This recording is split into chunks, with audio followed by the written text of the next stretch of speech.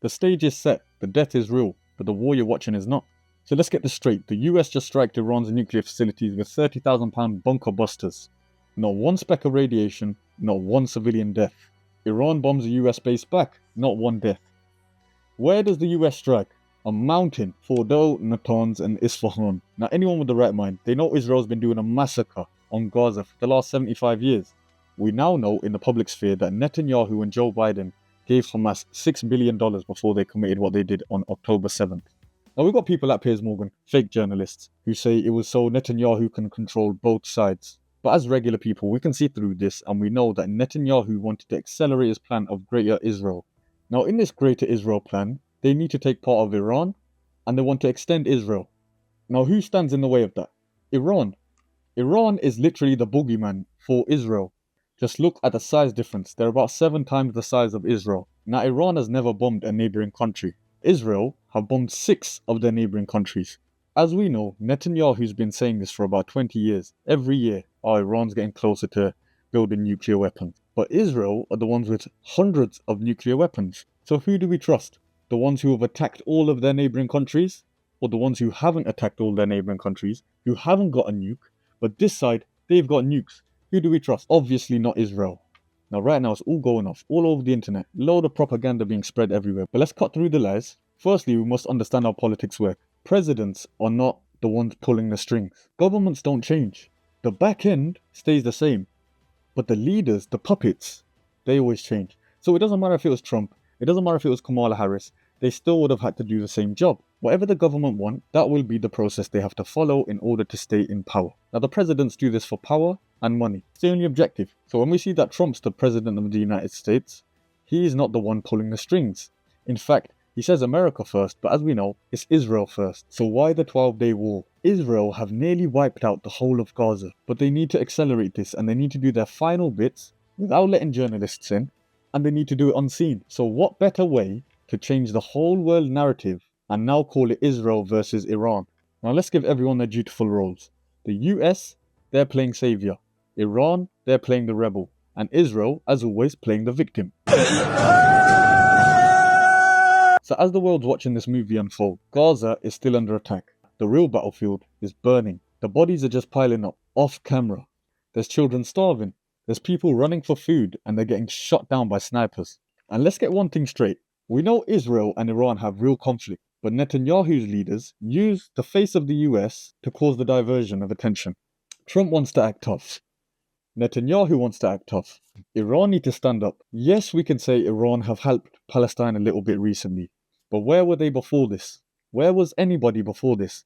The people that were killed were the ones who weren't willing to shake hands behind closed doors. So let's get our heads around this point here. Understand how important this is. The US dropped some of the most advanced military equipment in the world on an Iran nuclear facility. Yet there's no radiation, no deaths, no huge explosions, and you're telling me it wasn't pre-planned.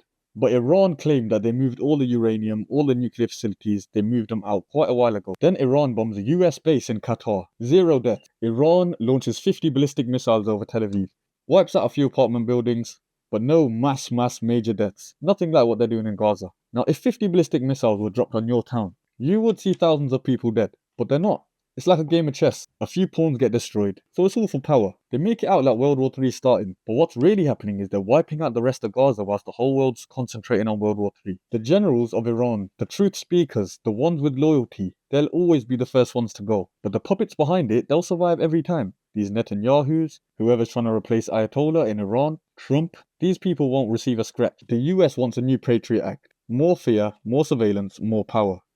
Israel wants to completely take over Gaza. Iran can't look weak either. So do you think Netanyahu cares about his own people? Clearly not. Netanyahu just wants the world to forget about Gaza. The rich get richer, the oppressed get buried, and the world claps for their performance. But I'll say it clear, the war hasn't started. The real actual war has not started yet. What we're seeing here is controlled fire. Guys getting out the wrong place at the right time. Carefully placed bombs, embassies getting hit. Meanwhile, Gaza is being deleted in real time. Let this be a reminder though, if a 9/11 type event happens again and they blame Iran, just know the fingerprints won't be Iranian, it will be Israeli intelligence, and Islam will be framed once again. So until something like that happens, let's stop playing their game. All eyes on Gaza. For the people still not understanding how this can be staged, a nuclear site got hit. The US has satellite watching all of Iran. The US has people watching constant surveillance on all of the nuclear facilities. They need to know where these are for defense. These satellites can see you from miles away, and you're telling me they didn't see big trucks loading up nuclear gear and go and putting them in a kebab shop somewhere? How can you trust a man that called something a spectacular military success, claiming monumental damage, when all he's done is put a hole in a flipping mountain that no one cares about? 100% Iran was warned. Trump needs to look tough. Trump drops a bomb. Iran drops a bomb. They look tough. Israel, still crying like the victim they'll always be. They get to accelerate their plan of Greater Israel. So don't forget what's really happening, guys. It's just a quick little take from me to you. Let's see what happens in the next 6 months. Now, we saw what Elon Musk said the other week. Time to drop the really big bomb. Yeah, Trump did that the other day. Elon Musk told us that Trump is in the Epstein files. I don't doubt that. I guarantee they've got blackmail on him. We've got an open enemy here in the world, trying to drag everyone into war. They'll never want peace, and we'll touch on this further. This was just my short take for you guys to understand you need to wake up, understand who the enemy is, understand we've all got lives to live. You need to protect your family, your wealth, your freedom, and start thinking about your end goal plans. So that's enough for today. Join the cartel by hitting subscribe and let me know what you guys think in the comments. And I'll be back soon with some more meaningful content.